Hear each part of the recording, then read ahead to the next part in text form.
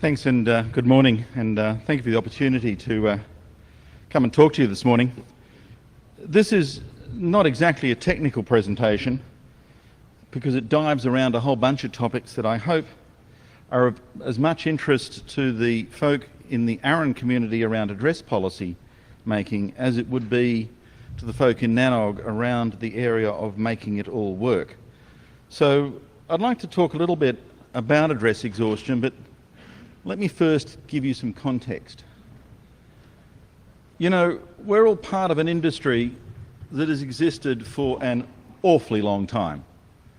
The first time we tried to actually transmit information down copper wires for profit and fun was probably around 1836, 1837, when we figured out that if we could make and break the connection, it made a lot like Morse code, and up came wireless telegraphy. Took over the world and actually changed the world enormously. I live in Australia, and in around 1860, news from London and the dear old Queen used to take by express boat 90 days.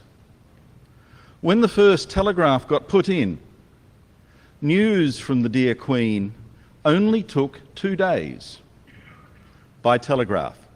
It was amazing. It transformed society. Of course, it was transformational in many other ways. Each telegram cost the equivalent of 3 weeks' working wages. And because a lot of the telegraph stations were manual and through the Middle East were staffed by folk who spoke Pashtun rather than English, the bit error rate was up around 40%.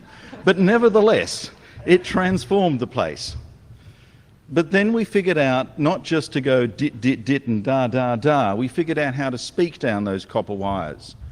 And all of a sudden in 1876 the world changed again. By 1984 in America, AT&T was the world's largest corporation. This industry was massive. It still is. It dominated the entire world. And we've created an astonishing history. And by the most part, we have been amazingly successful at what we're doing, with some notable stuff-ups. Anyone remember ISDN? It was crap. There's no other way to describe it. The Telephant's view of how computers should talk to each other was just bonkers. It never stood a hope. And if you really want the absolute epitome of why design by committee is complete waste of time, look no further than ATM. It was and is a complete disaster. It never stood a chance. And those poor folks still running it today, you have my sympathy. What can I say? The cause is hopeless. Give up. And of course, the things that succeeded never succeeded by design. The stuff that truly revolutionized our lives in recent times was accidental. SMS, guys, was never meant to happen. 140 bytes is not enough to say anything meaningful. Just look at Twitter. And the whole IP thing was not a planned conquest of the world. It was an experiment. We were just trying to figure out how to make OSI better, weren't we? The industry, despite its size, was never good at getting things right. And so when you look at the challenges we're facing today, how are we going to do with the latest challenge? Because in running out of V4 addresses and trying to bridge the gap across to V6, it's not clear to me, at any rate, that we're going to do this with accuracy, precision and success. To my mind, it's still a bit open as to which way that's going to go. Now, you know, the first kind of question when you get that is, you know, Jeff, you're just obsessing about crap, mate. You know, do you really have to worry about this kind of stuff? I'm like, surely it's just going to happen. Surely when we exhaust V4, surely that's the only option for this planet, right? Once the pressure on V4 exhaustion gets high enough, then V6 is simply going to happen. I've seen it on your mailing lists. I've seen it on mailing lists all over the planet. All you have to do is wait. Exhaustion is going to drive V6 deployment. Or is that just meaningless mantra? Is that just stuff we recite to ourselves as some optimistic hope without substance? Is the industry going to follow that plan or not? So when you look at this and you kind of think, what things in the past were inevitable? And is this one of them? You know, the first way we tried to do telephony was by wires. And the more people wanted to talk, the more wires you had to string up. And this is what New York got to sometime in whenever it was back then. That the real limiting factor was A, putting enough copper in long strands, and B, getting enough wood up there to hold all the copper up in the air. And quite frankly, the engineering nightmare of stringing another wire up for the next subscriber must have been phenomenal. So of course from then, the move to virtual circuits from where we sit today was completely inevitable. There was no more space in the air for more copper. So then we moved to virtual circuits. You know, the problem is, of course, getting a picture of virtual circuits, so, you know, blank screen, sorry. And from then on, we moved to packets. And again, I'm sorry, there's no picture of packets. They don't have a physical thing. But that progression from wires to virtual circuits to packets, each time the inevitability and the acceptability looks obvious. Because virtual circuits made the conversation at least 1,000 times cheaper. And IP itself, when you strip out everything, it wasn't the beauty of the protocol. Just about any other packet switching protocol would have done the job. Except AppleTalk, that was shit. Apart from AppleTalk, almost any other protocol would have done it because packets are cheaper than circuits. That whole timing thing and setup actually made networking cheaper. So this progress of inevitability was actually a progress too of economics. Networking for consumers became cheaper each time that happened. So if you think of this progress as inevitable, what do we have to do this time? We have to go from IPv4 to IPv6. Simple, yes? It's just more bits in the header, yes? Of course, except for that air gap. Then a miracle occurs right in that air gap. But it's not a miracle. It's not a miracle because you guys are definitionally lazy. For this industry, it is a bit bizarre. I worked for a while in Telstra in Australia, and in 1987 they set up their Y2K committee.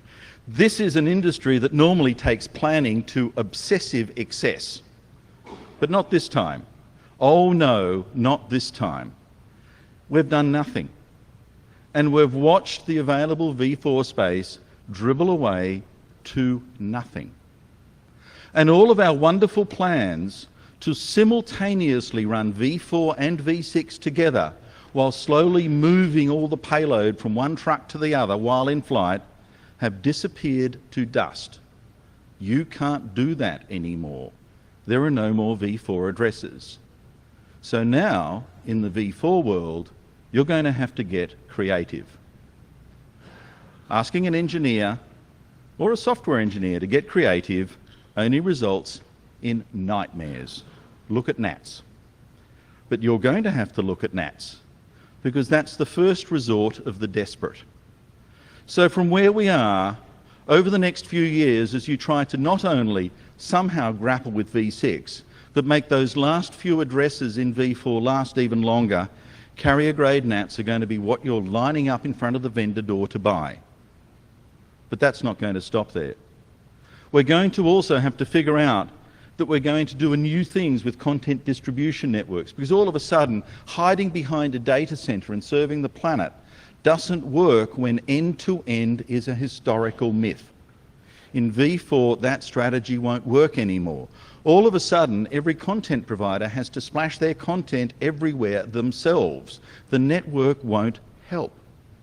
And then if you think that's challenging, when we really, really run out of addresses, that wonderful invention of the 1980s is going to enjoy a disgusting renaissance.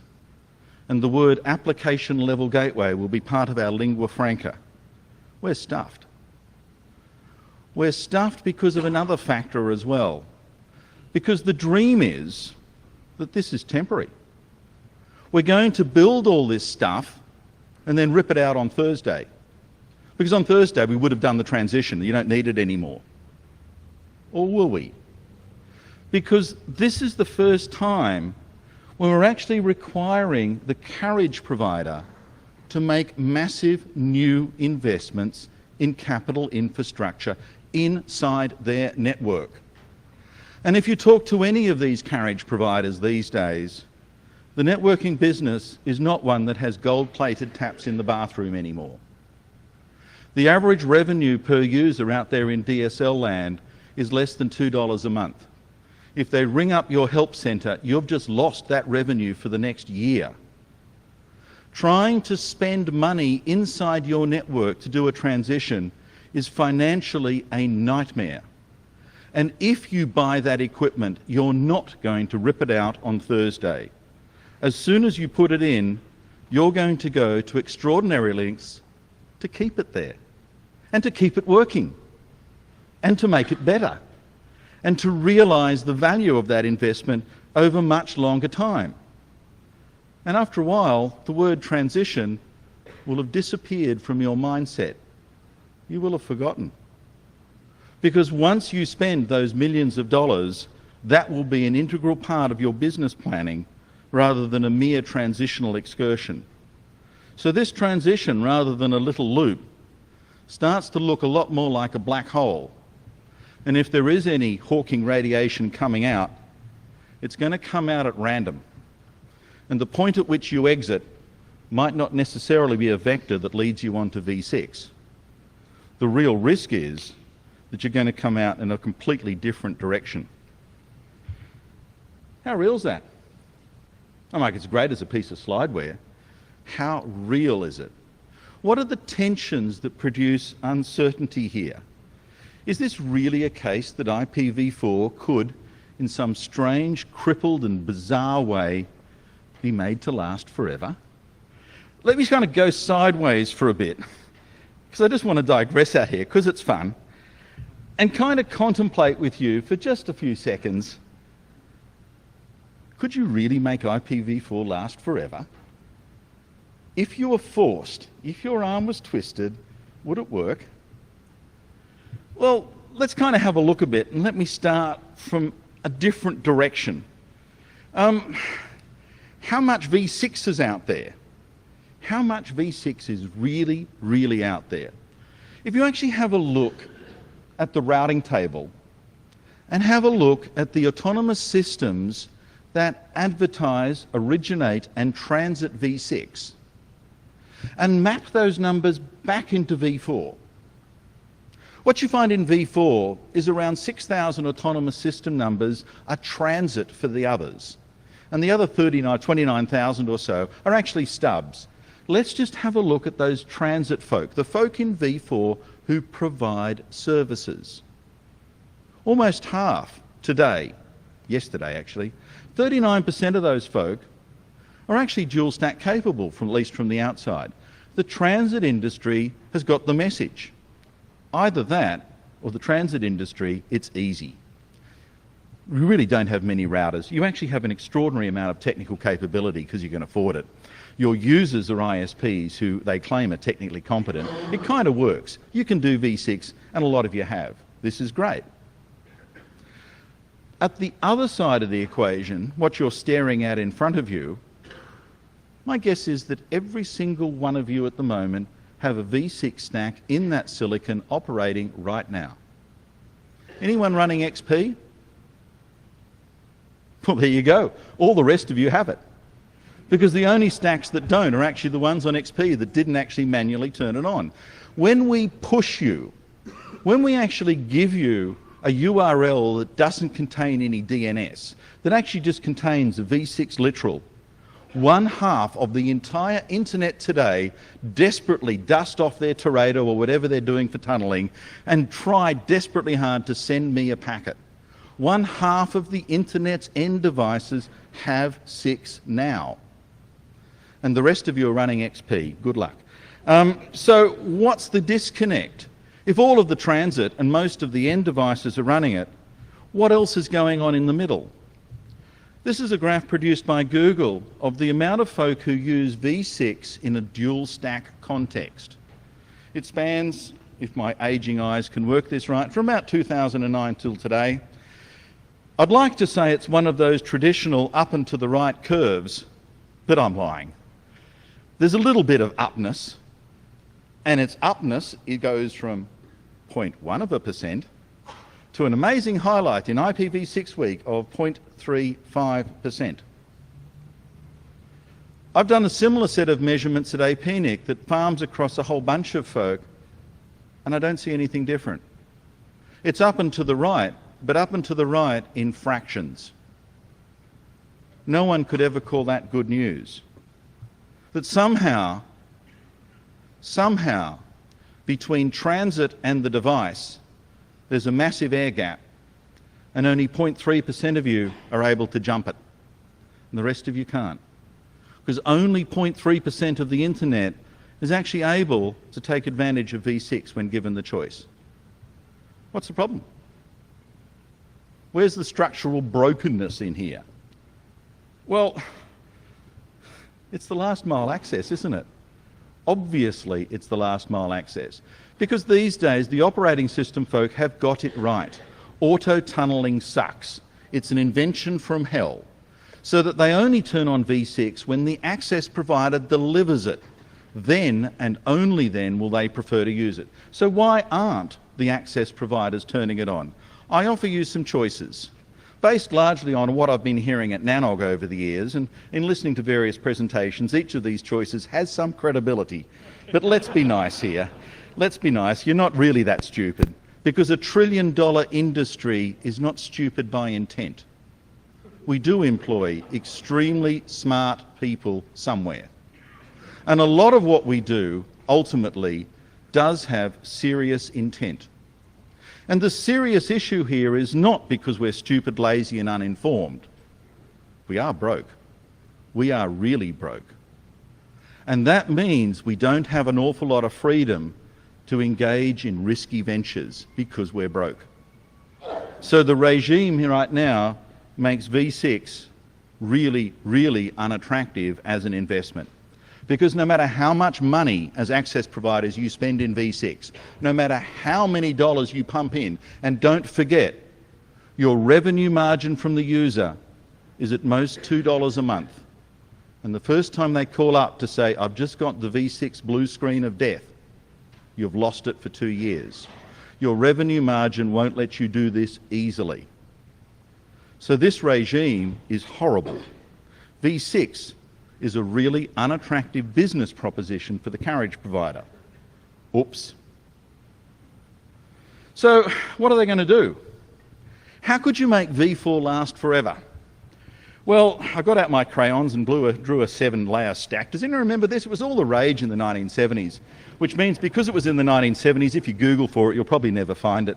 Because, of course, anything that was before 1980 doesn't exist because Google hasn't indexed it. So, there you are for information. That's a 7-layer stack, isn't it cute? Service, presentation, blah, blah, blah, down to physical. Now, the issue is that the telephone companies very rapidly figured out that users only pay for services. It's not that you paid 25 cents for a phone call or whatever you paid because that's what it cost. Crap, that was what it was worth. And you paid $10 a minute to phone somewhere in the south of Pacific. You paid that not because that's what it cost, because that's what it was worth. So the telephone companies were very good at vertical integration and cross-subsidization. They made all the money in novel and innovative services like 1-900 and fax, and used those mountains of money to subsidize every other part of their activity. That's what vertical integration was all about. That's why, collectively, they were the largest single enterprise on the planet. That's why AT&T was so big back in 1984. Charge for services and cross-subsidise everything else. That's not today, is it? We deregulated. Where's the money? Not in the carrier business. It's in the content business. All the money is over there in service. But because they're not vertically integrated, none of the money goes down the elevator shaft to anywhere else. None of it. It stays up there in service, which is just fine if that's your business. And over-the-top provisioning, whether it's Netflix, Pandora, Google, Amazon, you name it, all operate in precisely the same business model. And they're driving trucks, basically, through the nightmare of trying to run the rest of the infrastructure without structural cross-subsidisation. And the one thing telephone companies are lousy at is transformation to be utility companies. They still dream for those gold-plated taps in the bathroom. They lust after them every time they wake up and every time they go home. If only they got their money back. So where's the money to invest in V6? They haven't got it, but oh, they want it. So rather than looking at life in such a depressing way, let's try and look at it in a different way. Because I'm sure somewhere there in the access carriage market, someone is preparing a PowerPoint slide that looks a lot like this. Only they didn't use crayons, they used lots of colours and fancy fonts, because that's what makes it believable. So what actually happens out there in the economy? There are a whole bunch of users who pay you money because you're an access provider. If you're really lucky, you might get $30 a month from each of them. And what about all the services they use? Do they pay you? Of course not. It's called net neutrality or something. You're not allowed to bias the picture. You provide service to everyone, be they Netflix or Google or Pandora or anyone. You get your money from access, services go and do what they do, everyone's happy except you, because that's not enough money. Then along comes address exhaustion. And all of a sudden, you're running a constriction point. Because when you put in that CGN, what you're actually doing is rationing access. I like you. You can have 20 ports for your service. You're not paying me enough money. You only get one port. Tell you what though, I can make it 20 if you pay me. And if you don't like that deal, if you don't like paying me to get access, I'll sell you a rack in my network over there where the users are. My rates are wonderful. They're only $1 million per rack unit per week, and that's not negotiable. All of a sudden, address exhaustion gives you the ability to do monetary extraction from those remote service providers because you are the toll gate. All of a sudden, you've reinvented a concept that has been around for centuries in that endless battle between carriage and content. In the battle that got played out in the railroad systems, in the battle that got played out on the canalways of England in the 19th century, and the battle that is now being played out in the fibre high roads of today's network. Because all of a sudden, in a world of scarcity, net neutrality is a myth. I can't do it anymore. I have no addresses. It's not possible. Now, all of a sudden, everyone has to pay to get access to my customers. And it's really simple. If you don't, that aperture that I control, that I have to make money on, is going to work against you as a service provider. Some might call it blackmail. Others might call it a way of making V4 last forever. So is it possible, is it conceivable that some of these access providers are so venal they might want money, and they might do almost anything to get it from folk who aren't around paying them? Oh yes. And it's not just feasible, it's happening now. Because that's the current play that is happening in front of our eyeballs. That's the current play that takes open networks and hermetically seals them so that even the devices aren't open, let alone the carriage networks and services behind them. We are, with meticulous accuracy and depressing inevitability, recreating the world of the 1970s. With that depressing thought, let's go back to where I was. Because we're trying to transition to V6, aren't we? We're not trying to rebuild the 1970s, I would hope. So, you know, we've got this minor problem that both sides, over there in transit land, they understand and are doing that. And down there in your device, they understand and have done it. And we're trying to look at the air gap and saying, how can you transition these access carriage providers across into V6? how can we make sure that we all actually end up with one network that is open? One network that doesn't require permission from every last NAT gateway on the planet to work. One network that allows creativity and innovation from each and every one of us. One network that addresses what I think is appropriate, a V6 network that actually allows you not to regard addresses as the aperture or shutter of a new monopoly. So, you know, how do we do that and not try and optimize CGNs and try and actually perfect the application level gateways of this world? That's a really hard question. It's a really, really hard question. Because in looking at the IETF's efforts, in looking at our efforts in ARIN and APNIC and all the other RIRs, in looking at our efforts as a community, I'd have to rate us as an F. We're stuffed. We're doing really, really badly.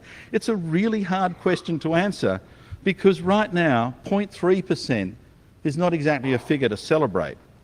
Progress at the customer edge, progress in the access network. I've written there glacial, but I'm tempted to write geological because we're moving at that kind of time frame. You know, it will happen, but it's only centimetres per century. We're not doing this very well, are we? And somehow, we're not making the task any easier. Every day, we throw up more challenges rather than solving more problems.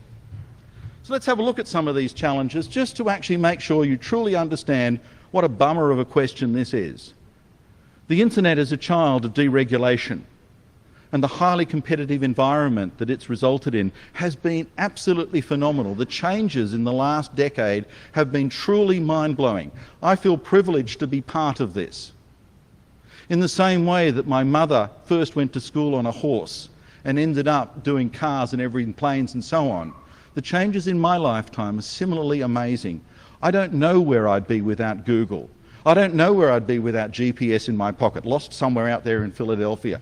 Those changes have happened rapidly and quickly, all because of deregulation and competition.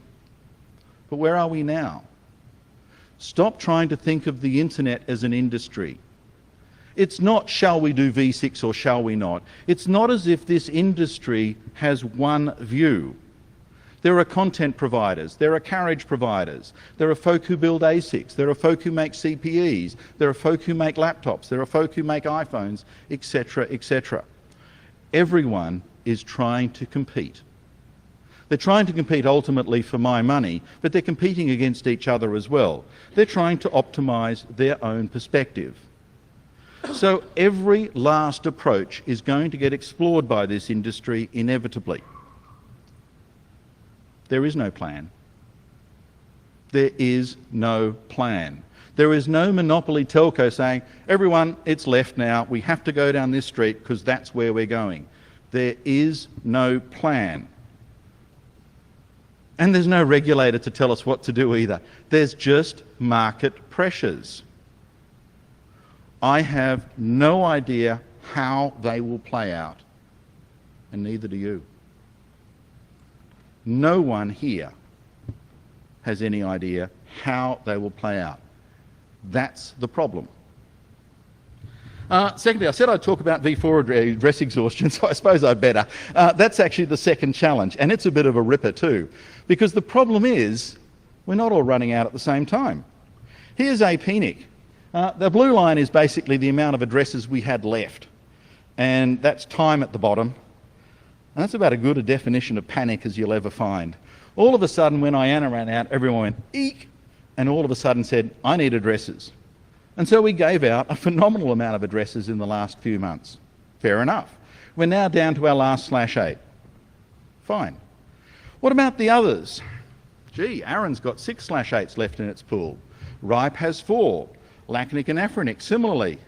And if I do a bit of maths, that stuff that Todd told you about yesterday, you know, least order best squares fit and so on, do first order polynomials, do a weighted squares fit and so on, the answers are pretty simple. You're going to run out sometime. And I can actually tell you approximately when. In RIPE's case, with its 3.91/8s, it looks like right now you're going to run out in June of next year. It used to be March, but the Greeks have done you a favour. Send them a thank you card next time you see them. And for LACNIC and AFRINIC, well, that was always going to be out there in 2014. ARIN's surprising. All of a sudden, ARIN, which encompasses around 350 million folk with an appetite for iPhones, iPads, Androids and everything else that squeezes into your pocket, all of a sudden you're not giving out addresses. Those 6/8s will last you, and you won't get down to your last /8 until October 2014. And doing a lot more maths and variability analysis, blah, blah, blah, I can actually give you some uncertainty figures. But right now, yeah, the rest of the world, apart from Europe, is going to run out way over then. And if you can persuade the Greeks to really default right, you might get another 6 months out of this. So what? This is all very fun and lots of maths, but what does it actually mean? Well, I think this industry has its quota of 2-year-olds. Because you really have a hard time with reality sometimes. I keep on seeing the press, and Network World, I must admit, and I hate to vilify them, but they're one of the classics, is still talking about IPv4 exhaustion as a sort of sometime in the future problem. And sitting there in the Asia Pacific knowing that it's happened, I find this kind of weird, because for me, it's history, not a future. So, I kind of think this industry has a whole bunch of folk who think, well, if it hasn't happened to me, it hasn't happening at all. And all of a sudden, you don't believe it until it's actually on you. And what happens to others is other people's problem. It's a network, guys. It's a network. What happens to me affects you. What happens to you affects me. But this industry, despite the fact it's a networking industry, has a massive credibility problem to itself. We create our own myths that MPLS is really good, that VPNs are wonderful, that we can make this stuff work, that we can do routing systems that leap over tall buildings and talk to applications on the fly. We create these myths and then believe them. Reality is a lot harder most often. And those varying address exhaustion timeframes have their own sets of problems. So let's explore them, because regional diversity is about to rear its ugly little head. Let's go back to that black hole of death, that transition loop, and actually look at each of these regions as they progress through. If you want more addresses in the Asia Pacific region, there's a simple answer: no. Or you can buy them, or you can try, but there are very few sellers out there. So the basic answer is no. So what are you going to do? Next year, Apple believes it's going to sell another 220 odd million of their devices. Android's going to sell another X million of those, etc., etc. The silicon industry doesn't care. They're still going to produce the same volume and more next year as this year. They're still on their way. So what's the industry in Asia Pacific going to have to do? Because they can't just transition to V6. That's not going to work. So, hello, Mr. CGN vendor. I'd like you to ship me a truckload. Make it 2 truckloads. I'm getting desperate. And then if you sort of drive it through to next year, the folk in Europe and that set of businesses have exactly the same problem. Because the basic answer is, I want more addresses. Dear Mr. Right, no. Not, I'll talk about it, no. And all of a sudden they're exploring that same dark space of what happens when you truly run out of addresses and have to completely change your capital investment strategy inside your network and start down this weird IPv4 forever track. And you keep on playing it further, and each of us are going to be exploring these things at different speeds and different places. One network, one internet, one Google, one service, or not. Because all of a sudden, things will look different. Very, very different. Because of different market pressures. Each of those places is going to start devising solutions because, well, good or not, we are very creative people. We will solve our problems day to day because we have to. But will it actually result in one network? What's the rate at which those differing trajectories actually creates different outcomes in each region? Will we still end up with one network as a result of all this? There's another human myth. The human myth is that we can make long-term plans. Again, one of these things I keep on hearing on mailing lists is that transition's going to take a long time. 5 years, maybe 10. V4 will be with us forever. Transition is a very, very long-held thing. You know, it's going to take an awfully long time. So think back to 2006, each of you. What was your long-term plan then? Not your idea of what it was now. What was your long-term plan then? And are you still committed to it? Let me stretch you a bit. How about your 10-year plan 10 years ago? What was your long-term plan then? I've forgotten mine, and you've forgotten yours. The longer the transition, the more likely you're going to forget that it was meant to be a transition at all. Because at some point, you just lose the plot. Because no one maintains consistency. This is a bunch of folk who are continually distracted by light and motion. Whatever comes in through the door and flitters in front of your eyes, something else. Let's perfect CGNs. Let's make ALGs work. We don't maintain trajectory over long periods of time. We're just that kind of industry. So how's the network going to fare? Well, badly. Because we're going to be heading off in different directions, and IPv6 is going to recede off to the closest galaxy. Because the longer it takes, the less the probability you're ever going to maintain trajectory. So this regional diversity actually means you're never going to come out of this in an assured fashion that it's all going to be one network at the end. Market pressures over extended period are going to make it tough. So that's the extent of how difficult this problem is. It is mind-bogglingly hard. So it's one of these if-then kind of statements. I liked the last 10 years. I had a ball. I hope you did too. You look as if you have. NANOG is a healthy organisation, and Aaron, because you're having fun. Because open and accessible networking, the vibrancy of competition, the ability to come in with a new idea and sell it to your peers, just makes life exciting and wonderful, doesn't it? We like it. Customers love it too. As a customer, I'm in awe of what you guys have put in my pocket. It's brilliant, right? I want more. So do our customers. They want more too. But we need for that open, accessible networking, not permission-based 1970s greyness. And if you need that, I'm sorry, IPv4 forever is not an option for you. Because that option's only an option for the carriage providers to reattain a rather grey ascendancy. If you want something different, how are we going to get there? How are we going to make that happen?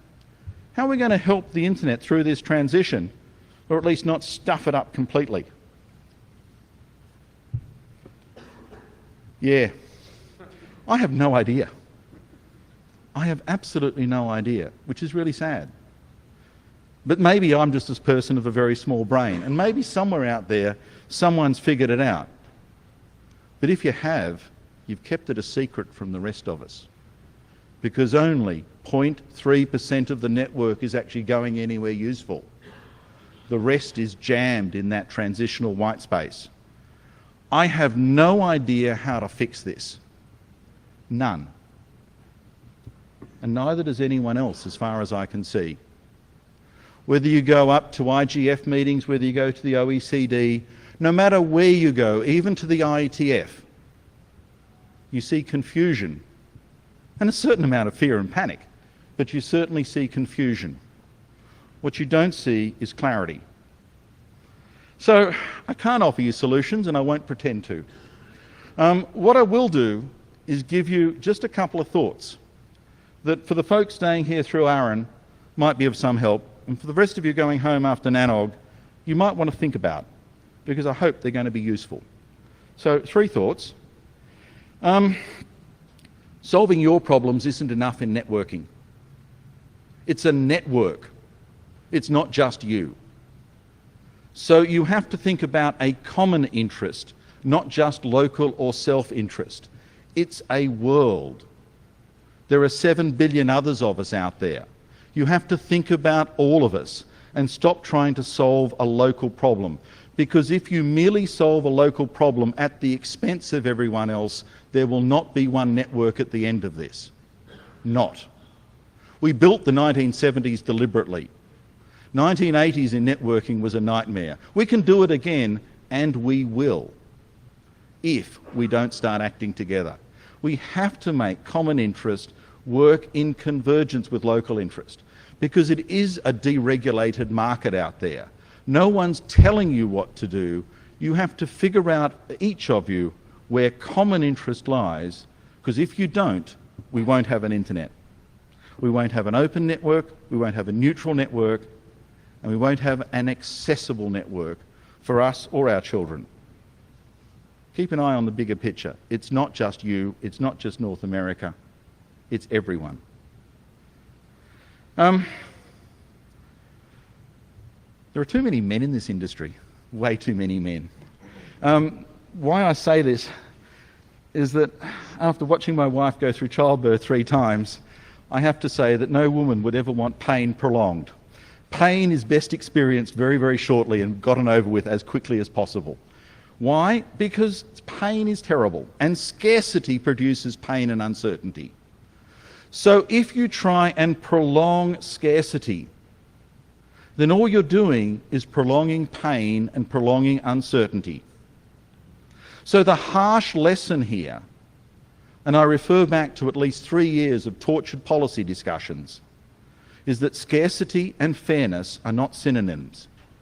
You can't be fair when there's scarcity. Stop trying. You're wasting your time and prolonging pain.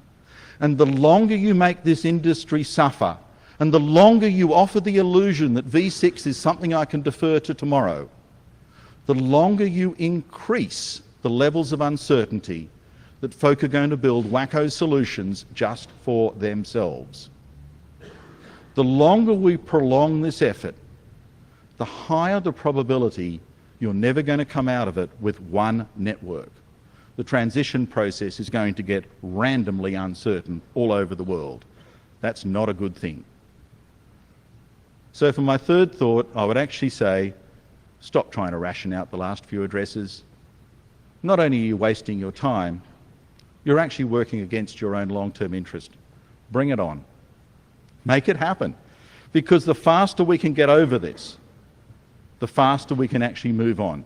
Because the more time, money and effort you distract this industry and offer them the illusion that there's still one more address they can get their hands on, I can defer V6 for another few hours, the longer you create that diversion, the worse it all gets. All you're doing is causing pain to your customers and a higher risk of yourself actually losing the plot. The chances are, if you continue down this track, V6 will be a fleeting illusion and we're all stuffed. Thank you.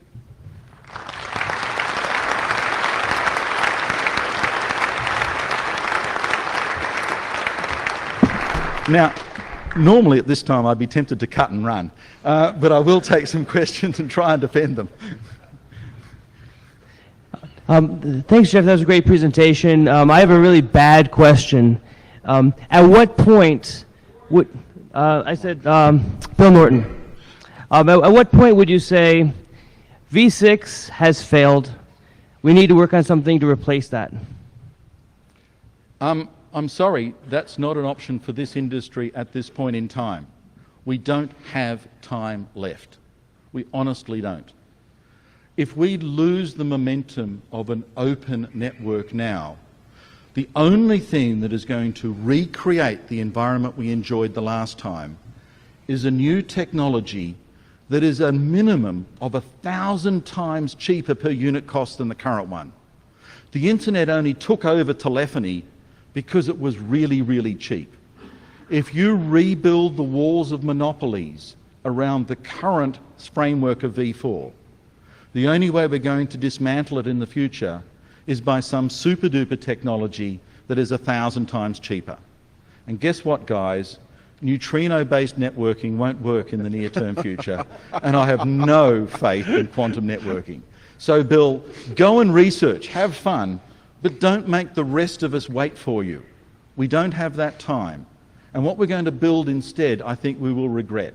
I'm sorry, the bandwagon is it's V6. That's all we have. Middle microphone there. John Curran, President and CEO, Aaron. 2 quick questions, Jeff. regarding your final couple of slides.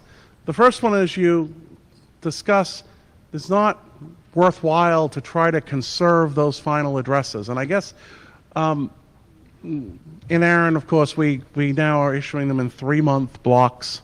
I guess I'm wondering, if we were to issue them in 12 months or 24 months, would it actually change anything? Because the address space would still be in the ISPs. It wouldn't be visible to ARIN, but it would still be being used for V4 services, just not in a way that everyone else would see. Is the appearance sufficient to make it worth considering?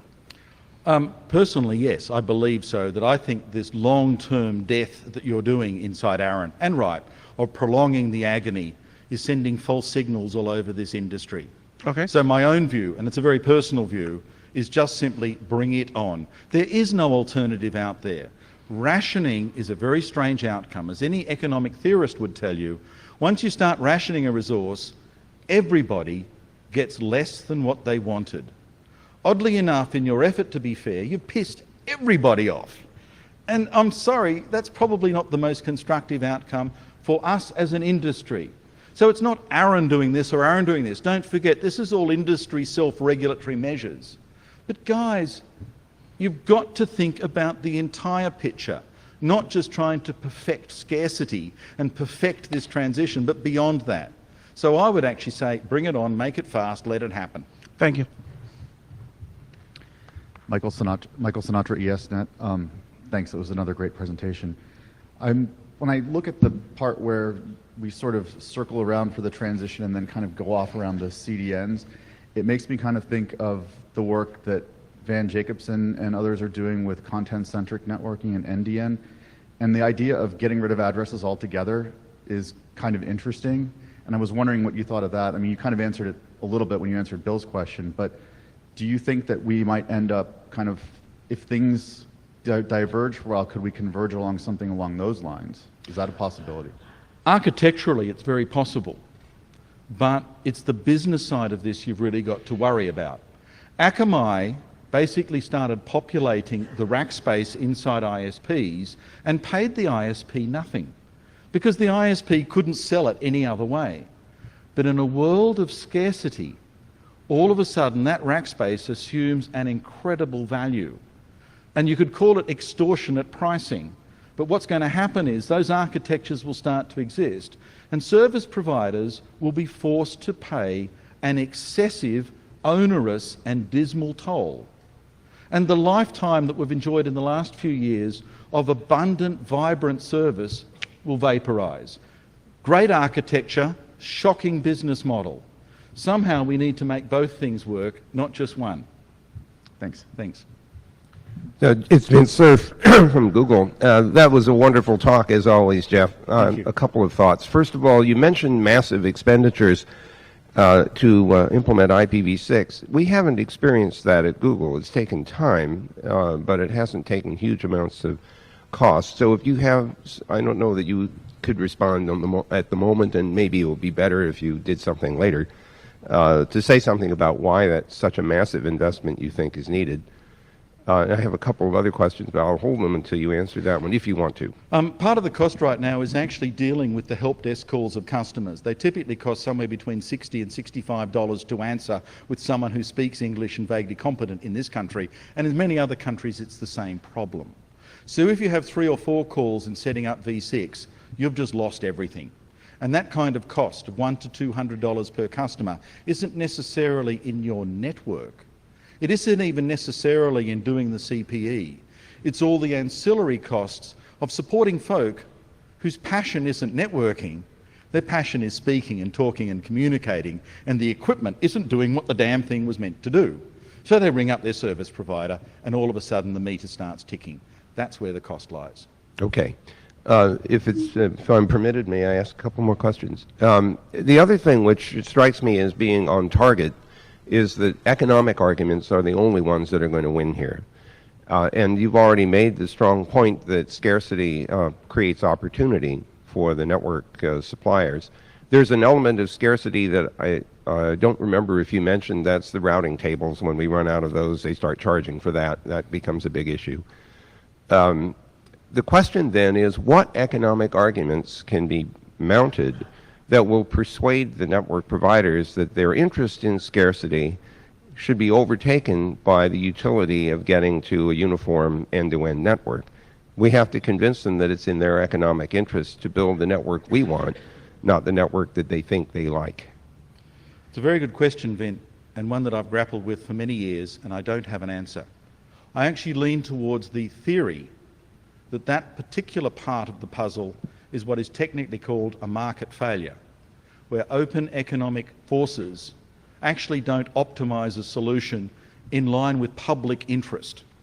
And that all of a sudden, when you get market failure, you actually need various forms of intervention, public good economics, to actually try and correct what you think is anomaly in the public interest. So in other words, these folk will solve the problem, but in ways that I think are weird, perverted, and create an unnatural control over everyone else. I suspect there is a role there for some form of public interest to be expressed in where we're going. We've already seen legislation around network neutrality.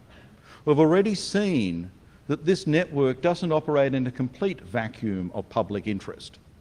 But we're now inside a deeply technical area, oops, with a deeply political or at least regulatory problem, oops. And somehow we have to persuade the regulator that, yes, you may have botched up the deregulation of AT&T. You may have done a hideous mess with trying to fight with Microsoft, but don't give up. You're not completely incompetent. This time we really need something constructive.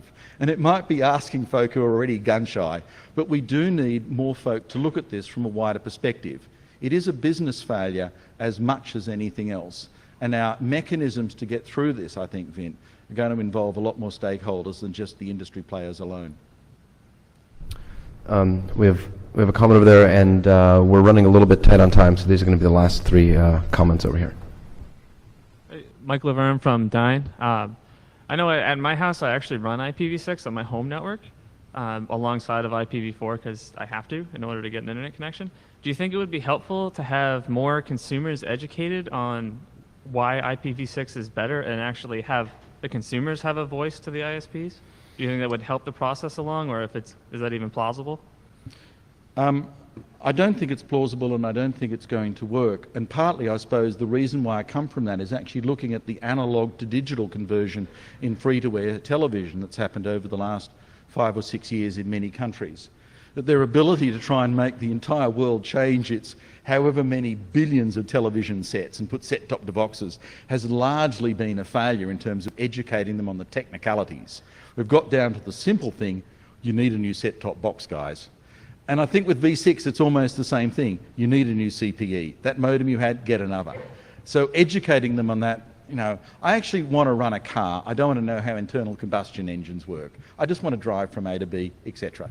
So yeah, for geeks, different proposition. Owen DeLong, Hurricane Electric. So if I understand the crux of part of what you were saying is there's essentially this run-out dispersion that is occurring where people are running out at different periods, and the farther apart that gets spread, the worse it is. Is that correct? No, I didn't say the worse it was. I said that various industries will start to create solutions inside various regions. So right now, if you're looking inside China or any part of Asia Pacific, it's not a case of buying new more V4 widgets. It's actually a case of buying CGNs like crazy, because there are no V4 addresses. So what they're asking from their supply chains, what they're asking for the vendors, is actually inventive solutions around their current problem. But that's not what European providers are asking for. It's not what North American providers are asking for. So in 2 or 3 years' time, or in America's case, maybe in 10 years' time, whenever you get over this financial thingy you're in, whenever you get over it and you start going, oh, I need more networking, will you just buy what China bought? Or will you buy something completely different that works completely differently? And because we're all endlessly inventive folk, and we get needlessly distracted by the latest fly that wanders into the room, you're going to do something different. And the chances of interoperability, massive global interoperability, get slighter the longer that dispersion, the longer the variance becomes. We might not end up with one network, Owen. Okay, so given that it gets radically more different the longer that the dispersion gets spread out, what do we do to fix that? Because it seems to me that, you know, issuing small blocks of address space over a longer period doesn't work out so well. Apparently, issuing smaller blocks at a time over the same period doesn't work so well, because that's your criticism of Aaron, whereas the small blocks over a longer period would be my criticism of APNIC. What is the good solution here? I simply offered some observations, Owen, from where I sat. And that's the best I can offer this community. Thank you. Hi, Alain Durand from Juniper Networks. I want to talk a little bit about the CPE issue. I speak to a lot of service providers in different regions of the world, and this is a topic that comes back over and over again. And that's really the gate to the adoption of V6. Because service provider may have V6, a content provider may have V6, I may have V6 on my laptop, but if the CPE doesn't do it, it's broken. So there are about 1 billion CPE out there in the world. It's about $100 per CPE, more or less, maybe. So it's about $100 billion proposition. So is it about time to ask the government to bail this industry out? You know, in 2006, you could have made that proposition and you might well have gone a long way with it. And then we had the GFC Mark I, and now we've manufactured the GFC Mark II. And as far as I can see, it might be a fine idea, but you go near any, at least reasonably, northern hemispheric government these days, and the basic answer you get is, we're broke. They just can't afford it.